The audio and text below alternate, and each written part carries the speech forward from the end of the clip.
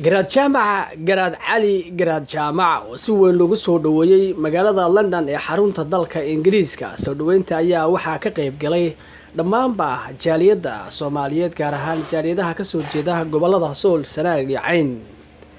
aad bay noo himad iyo gelinaysaa waxaan ku soo dhowlaynaa insha Allah inta aad nala joogtana wixii talooyina iyo mataqaanaa bulshada guud gobolladeena dadku ay doontaan kulli ay doontaan wixii talooyina iyo isdhaafsan doontaan aad baan ku soo dhaweynaynaa ilaahay noo ka nabad keenayna waan u mahadcelinaynaa waa inta tibi soo sharaftay naga aqbashay dadaalka samaysay iyadoo waqti badan aan la haysan aad iyo aad baan uga mahadcelinayaa ku soo dhawow garaadka. بسم الله وبه نستعين على امور الدنيا والدين وصلى الله على نبينا محمد صلوات الله وسلامه عليه.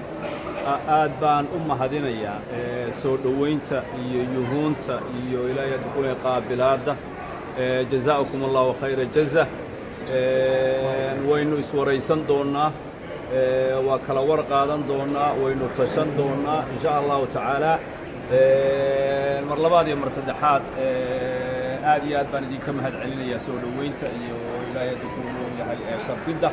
Assalaamu alaykum warahmatullahi wabarakatuh. garaad jaamac garaad cali ayaa lagu wadaa inuu warbixin siiyo jaaliyada maalmaha foodan lagu soo haya iyadoo ay socoto qabanqaabada xaflad ballaaran oo garaadka lagu soo dhaweynayo isla markaasna uu ugu xog warrami doono jaaliyada xaaladaha ugu dambeeyay ee gobolada Sool, Sanaag iyo Cayn.